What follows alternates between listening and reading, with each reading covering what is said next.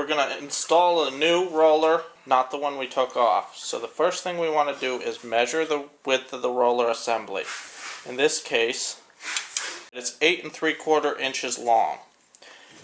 Measure your drum width.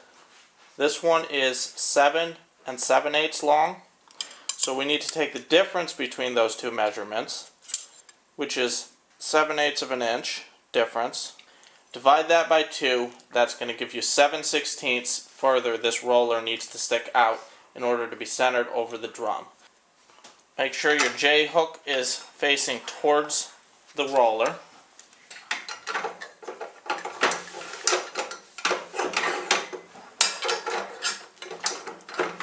Put your roller in.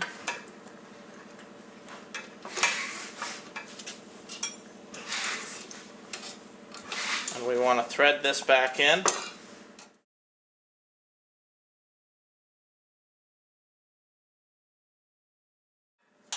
Now that we're close, we want to measure with the straight edge along the side of the drum. We then measure from that straight edge to the outside edge of this cone roller. Right now we're at 7/16, which means this is centered over the drum, which is exactly where we want it to be. Now we can go ahead and lock this down so that won't adjust anymore. Now this cam, if you look closely, this bolt hole is closer to the edge than that one, which means this is the outside edge. We want to make sure the hole that's closest to the edge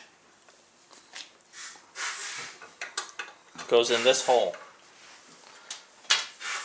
Now if we put that bolt in first, then we won't have to try to fight with the spring tension to install this cam. You want to just snug that down, and using the pliers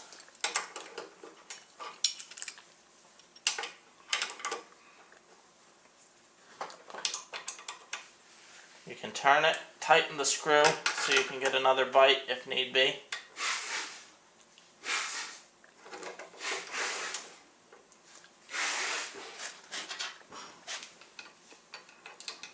Till you get it around to line up the second bolt.